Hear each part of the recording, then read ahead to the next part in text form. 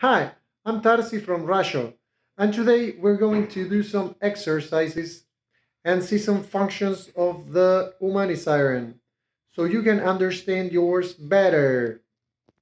First, before starting this tutorial, we're going to reset your unit to the default settings. For this, we hold both buttons and turn it on. When we release them, the unit will start with the factory settings. After that, we will set all knobs to 0 except the volume to understand better how each knob influences the sound. If we now press the trigger button, we'll hear a constant sound. By moving the main frequency knob,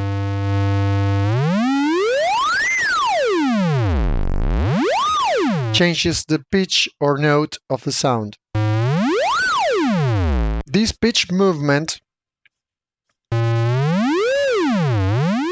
can be done automatically by using this knob that dictates how much the pitch will change with the LFO at the defined LFO speed. The LFO LED indicates the LFO current position. By turning the LFO speed knob, we can make the LFO go faster or slower.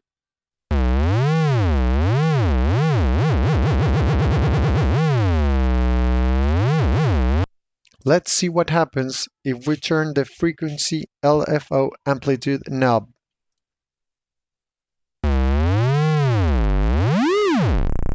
We can hear the LFO affecting the pitch deeper, while by setting it at 0, there's a constant pitch. We are now ready to make the most classic dub sound. We set the frequency LFO amplitude knob around half, and the same with the pitch knob. And after triggering, we change the LFO speed.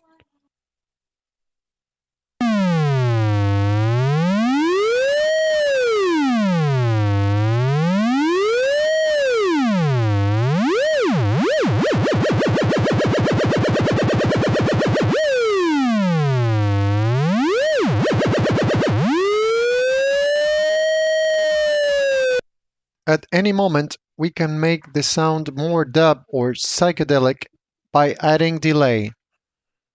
Let's turn the feedback knob to activate it, and with the time knob, we set the time between repeats.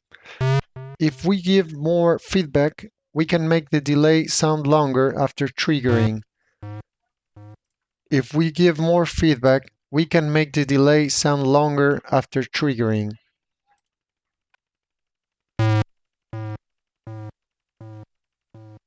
For example, now it repeats 7 times. But if we turn the feedback down, we hear now 5 repeats. With the delay now on, let's redo the first sound.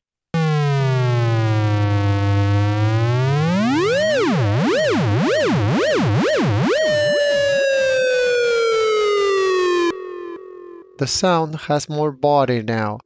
It is for sure more dub and psychedelic. Right now we can see the LFO follows a sinusoidal up and down shape. We just need to look at the LFO LED. It goes up and down again, and again and again. The current LFO shape is the number 1. We will select the square shape. It's number 3. 1, 2, 3. We can do this by pressing the alternative function button and by moving the frequency LFO amplitude knob at position 3. If we look at the frequency LFO LED, it goes from max to minimum instantly. Let's do another classic dub sound. Using this LFO shape, we are going to turn the main frequency knob slowly. It's a little slow for my taste, so I'm going to set the LFO speed higher. While triggering and turning the main frequency knob, we can also change the LFO speed at the same time.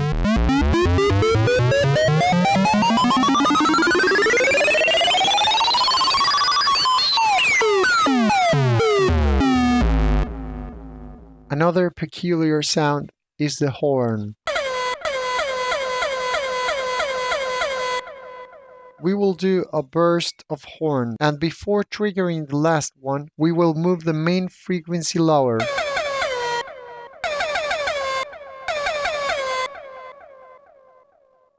Right now, we are not using the LFO at all. We are just triggering the sound. We will now do a crashing sound. Let's press the alternative function and rotate the frequency knob to select the punch sound. And we will just turn the frequency knob from high to low.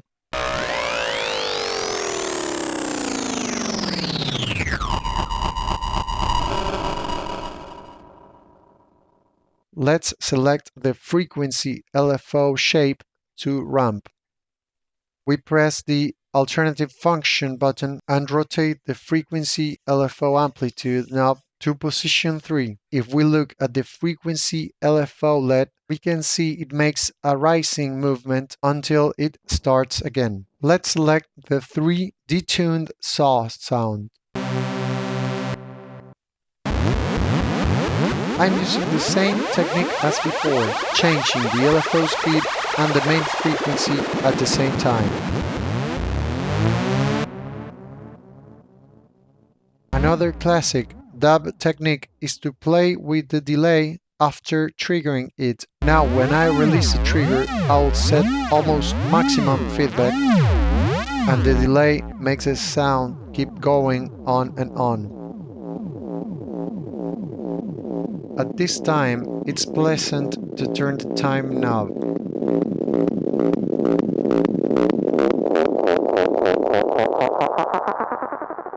To make it stop now, I just turn the feedback down.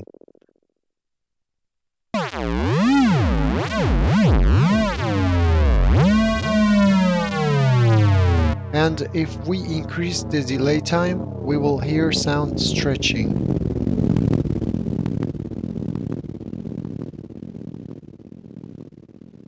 If feedback is high enough, it will sound by itself, even if it's not triggered. That's circuit noise that is amplifying more and more. We'll do an example now. Let's turn the LFO off. Now let's fire a burst, and when the trigger is released, we turn the feedback knob almost all the way and increase the delay time. Slowly. Until now, we have only used the frequency LFO. It's time to talk about volume LFO. It's the same principle, but it modifies the volume instead of frequency. Let's set the volume LFO amplitude at max, and let's hear what it does. We can hear that the volume follows the LFO shape, going up and down. It is not necessarily used for simple dub sounds, but it's interesting for other stuff. Now we'll make a 70s sci-fi computer sound. Let's set the frequency LFO shape on 4, which will make the frequency of the note random. To do this, we press the alternative function button and set the frequency LFO amplitude knob on 4. If we turn the LFO speed up, we will see on the LED that it now takes random values. There is no pattern. Let's set the frequency LFO amplitude around middle and let's try it.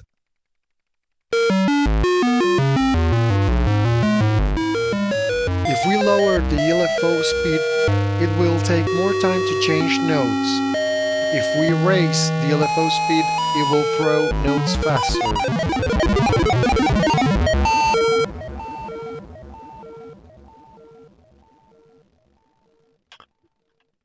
let's use the volume LFO to give the sound more movement. As we did before, we press the alternative function button, and with the volume LFO amplitude, we select shape number 2. We release the alternative function button, and let's set the volume LFO amplitude at maximum to give it more expression. As we can see on its LED, the volume LFO goes from 0 to maximum continuously until it starts again at 0. Now let's lock the trigger by pressing alternative function and trigger. Once we release it, the sound keeps firing without need of pressing trigger. If we change LFO speed, both LFOs go together, keeping the same speed.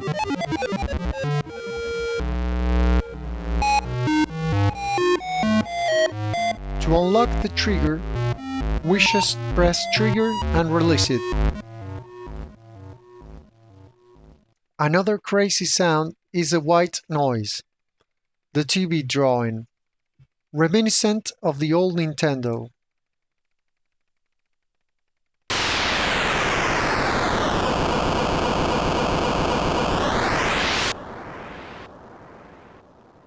Let's change the frequency LFO shape to sinusoidal. As before, we press alternative function and rotate the knob to position 1. And we will raise the frequency LFO amplitude slowly.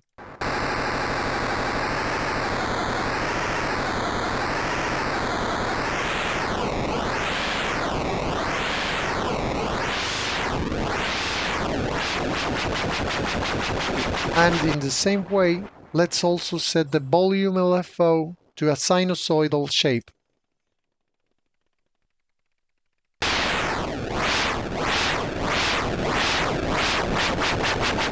In this way, we achieve some kind of helicopter sound or something.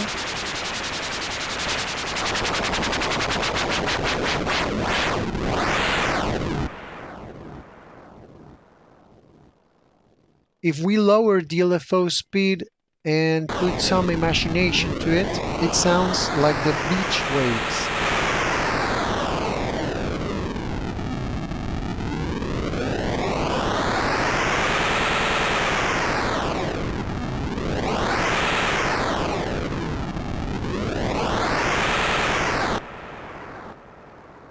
Let's select again the horn sample. By pressing alternative function and rotating frequency knob to the horn. And we are going to change the frequency LFO shape to random, position 4. Yeah, it sounds crazy, but we can do better. There is a hidden configuration that, of course, it's in the manual. Please read the manual. Now we turn off the Human-I-Siren. Keep pressing the alternative button while turning it on again. After releasing the button, it will start. But now the samples will keep looping from random points. If we tap on the trigger button, it will sound like it did before. To use this new behavior, we need to keep pressing the trigger button or lock it with the alternative function button.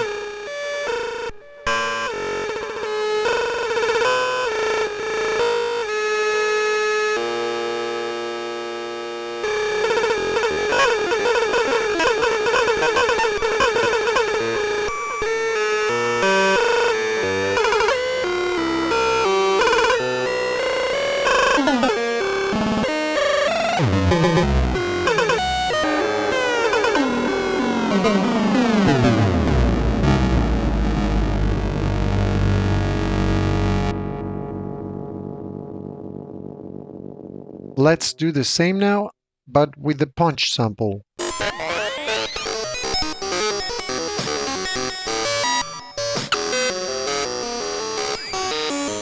Let's add some movement with the volume LFO.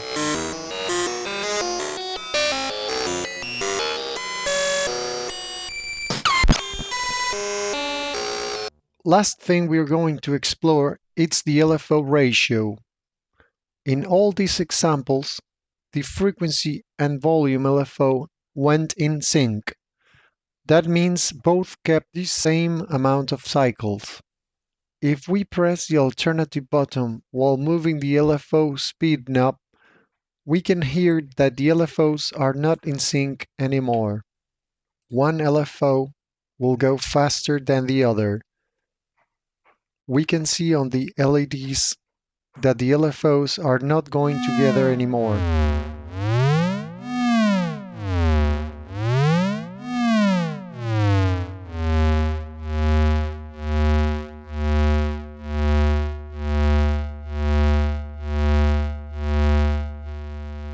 In this case, we can see that the volume LFO goes so much faster than the frequency LFO. The volume LFO is finishing a lot of cycles, and the frequency LFO hasn't finished even one.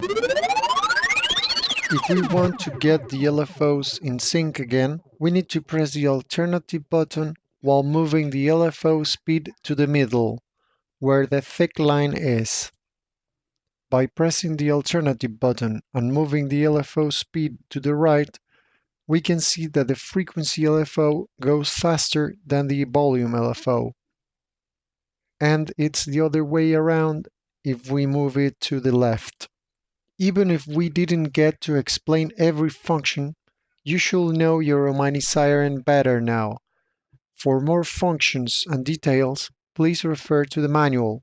The link is in the video description below. See you!